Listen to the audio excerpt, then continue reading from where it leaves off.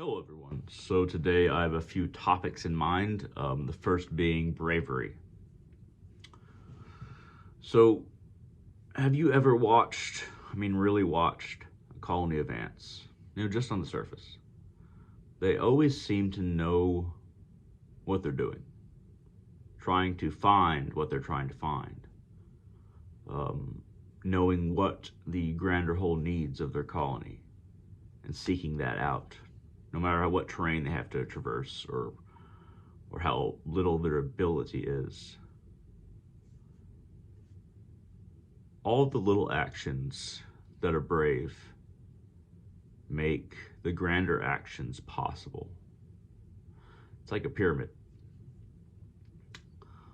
The foundation of the pyramid is not what's on display. The golden peak is what's on display. The foundation, even below the sand or the dirt, that's what nobody sees, but that's the most important part. And what's just above the dirt. This whole foundation is what allows something like that to exist. So, what is the foundation of bravery? What little things equal and rise up what we think bravery is, the height of bravery, the what we like to put on display? What is everything below that? The foundation, at least, is a lot of little actions, little ways that you're brave. Choosing to admit things to yourself that you'd rather not admit. Those are huge blocks for the foundation of bravery. Facing yourself rather than allowing yourself to fall into the easiest solution, the easiest understanding of yourself, or dismissing others, dismissing other factors in favor of thinking the thoughts that make you feel good. Some of these little actions of bravery can be very small, especially in modern society as well, as in all societies for as long as history has been recorded. Choosing to not to have that extra cup of coffee even though you want it, disciplining yourself not to do it, not having that extra drink, not taking those few extra minutes of sleep that you can get away with even though you have to go to school or work or whatever. Deciding, hey, I'm going to actually try to think about why I acted this way, rather than just try to push off as saying, the other person was at fault. Or perhaps it's something spiritual, even more, specifically spiritual. You're going to offer more of yourself to your path than you have in the past. And this only you will know about. A lot of these things only you will know about. But you have to get over that hump of allowing society to be the placeholder of the judgment for yourself. All these blocks hold up the grander acts of bravery, whether it be sticking up for yourself, sticking up for somebody else, fighting the fights that you should have fought long ago but choose to fight now. I don't just mean physically. A foundation of bravery is like that anthill. You make all these little acts work for you. They will, when you do them, reality will naturally shift in your favor, assuming there's a bunch of little brave acts that you did.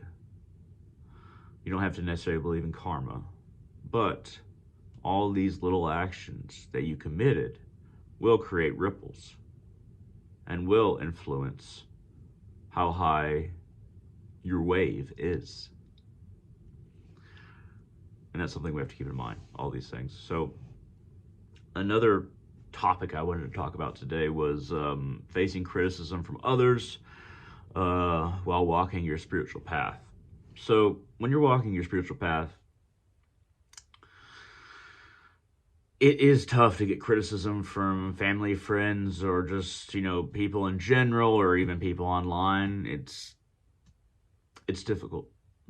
It's difficult to take all of that criticism in and not feel like it was your fault in some way, or perhaps you're wrong in some way. But when it comes to your spiritual path, it's completely your business. It is your business with yourself. It's not even so much your business with reality or other people or any other factor. Sometimes it's not even the business of the main gods or spirits that you worship or work with. Choosing to work with them or choosing to follow your spiritual path, that is a choice that you need to make a vacuum for. Choosing in a vacuum as much as possible. Because if you're reacting to the world, to other people, to spirits or gods, if you're reacting and that's what makes your path, then your path is going to be reactionary. However, if it's not reactionary, if you're deciding who you are and what you believe and what you want to work towards, try to decide that not necessarily because of other factors, but in spite of other factors. If you're going to follow an adversarial path, the best way to do that is for yourself, your former self, to be your own adversary, or your weakness to be your own adversary, not necessarily being the adversary of something external that you feel like you have to fight against. Because deep down inside, we all know we have to fight against ourselves more so than anything that's external. It's a hard thing to admit to ourselves, but it's something that's very vital to admit to ourselves.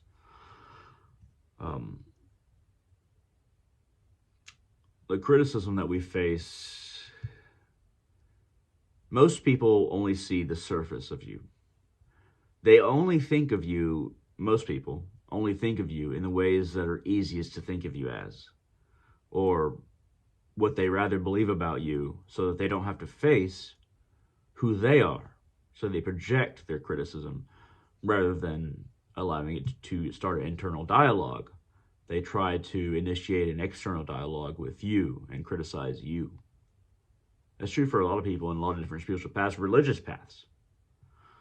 I consider myself a spiritual person, not a religious person, but it still can exist in religious paths as well, though it might not be as common. Magicians, sorcerers, occultists of many kinds, spiritual people who put together their path, or shamanistic people who put together their path. We're never going to be not anytime soon, we're not going to be in the majority. The uniqueness of who we are is still going to be strange for a long time, very long time. That doesn't mean it's always going to be that way, but allow your strangeness to be your filter rather than the commonality of the societal world being your filter. See through your own eyes, not the eyes of others. Choose to be a soul who dives deep rather than trusts that others have dove deep, and take your teaching from them. You are valuable. No one can tell you that you are not. And who are you the most valuable to? Yourself. Trust yourself. Admit where you are wrong. Admit what you should do when you truly feel it in your heart of hearts. But once you know who you are deep down, you must move forward as that person, or towards that person that you can be. It's not going to be easy. Nothing worthwhile is easy, but what else can we do but work towards who we truly are, or as the person that we truly are? There was no other choice, either that or submit. At any rate, thank you very much for watching. Hope this helped a little bit. This has been a video about bravery and facing criticism from others while walking your spiritual path. If you have any desire to contact me, feel free to message me at www.facebook.com/hunter.salazar, HUNTER, You can contact me as long as you're polite. I'm more than willing to talk with you. At any rate, consider yourselves, find yourself, try to understand yourself for yourself rather than for the sake of the person that other people want you to be. All of you, have a wonderful day.